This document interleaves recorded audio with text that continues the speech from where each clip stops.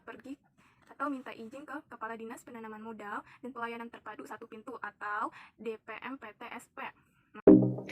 Welcome to my YouTube channel. Dukung kami dan cara like, subscribe, share, and let's go. Assalamualaikum warahmatullahi wabarakatuh teman-teman semuanya. Nah, di sini saya mau berbagi cerita tentang berbagi cerita sih, tapi pengalaman lebih tepatnya. Pengalaman kita berdua, saya dan dia ngurusin izin buat buka toko obat. Nah, tanya gimana sih ngurusnya?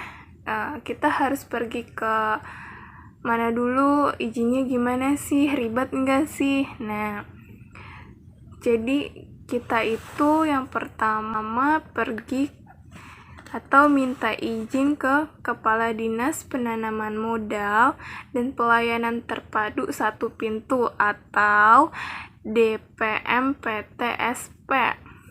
Nah, DPM PTSP itu adalah dinas yang mengurusi suatu izin untuk usaha ya. Nah, di situ gimana sih ribet atau enggak? Ribet atau tidaknya itu tergantung dari wilayah masing-masing. Ya lumayan ribet sih ngurus izin bagi yang belum berpengalaman, karena kan kita nggak tahu nih harus kemana, dan ternyata kita itu harus ke situ. Yang pertama ke Dinas Penanaman Modal dan Pelayanan Terpadu Satu Pintu.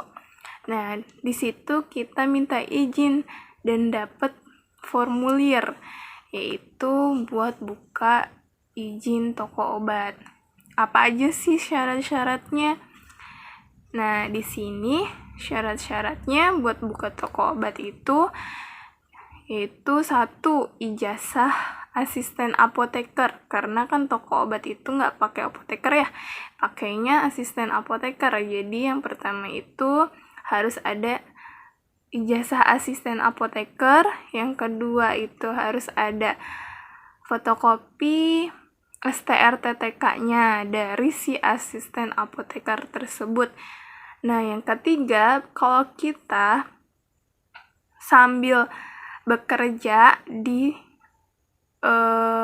yang lain atau sebagai PNS, sebagai TNI Polri, atau sebagai pegawai instansi pemerintah lainnya, itu kita harus minta izin terlebih dahulu, yaitu surat izin atasan langsung.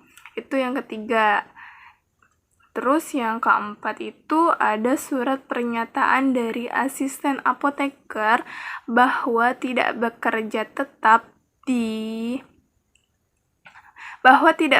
tetap pada perusahaan farmasi lain dan tidak menjadi penanggung jawab teknis pada toko obat lain. Nah, contohnya itu waktu kita ini ya. Nah, ini ada surat pernyataannya. Nah, ini kayak gini surat pernyataannya. Kita bikin sendiri surat pernyataan tidak bekerja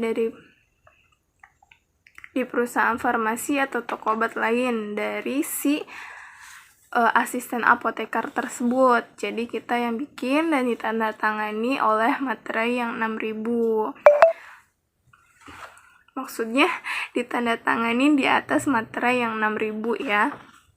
Itu bahwa si asisten apoteker itu tidak bekerja di instansi lain atau bertanggung jawab pada toko obat lainnya gitu. Terus yang kelima itu ada akte perjanjian kerjasama asisten apoteker dan pemilik sarana toko obat. Jadi si asisten apoteker ini sama si pemilik toko obat buat perjanjian terlebih dahulu gitu, dan ditandatangani di atas materai 10.000. Nah, ini juga sama, kita bikin perjanjiannya itu perjanjian kerjasama waktu tertentu. Mau berapa lama nih asisten apoteker ini bekerja untuk toko obat kita, gitu. Jadi kita bikin surat perjanjian kerjasama dulu sama si asisten apoteker kayak gini ya. Kita jelasin. Nah, yang ke-6, kita itu harus punya surat pernyataan tidak keberatan dari lingkungan tetangga. Jadi kita minta surat pernyataan izin tetangga. Nah, kebetulan kan kita udah ke desa. Di desa itu kita minta izin terlebih dahulu untuk buka toko obat di situ, di daerah situ. Langsung ke dusunnya. Nanti biar alhamdulillahnya mereka pada baik, jadi nanti tinggal disampaikan ke RT dan RW-nya. Jadi gini. Nah, dan kepala dusunnya itu sangat membantu banget ya. Kita sampai diantar ke camat untuk minta formulir pernyataan izin tetangga. Kayak gini bentuknya. Seharusnya ini di atas materai, tapi untuk di daerah Majalengka sendiri itu tidak dipermasalahkan. Jadi kayak gini ya. Harusnya ada 8 orang, tapi 6 orang juga cukup gitu. Terus yang ke-7 ada fotokopi bukti kepemilikan tanah dalam bentuk hak milik, sewa atau kontrak. Nah, di sini saya melampirkannya itu adalah akte jual beli.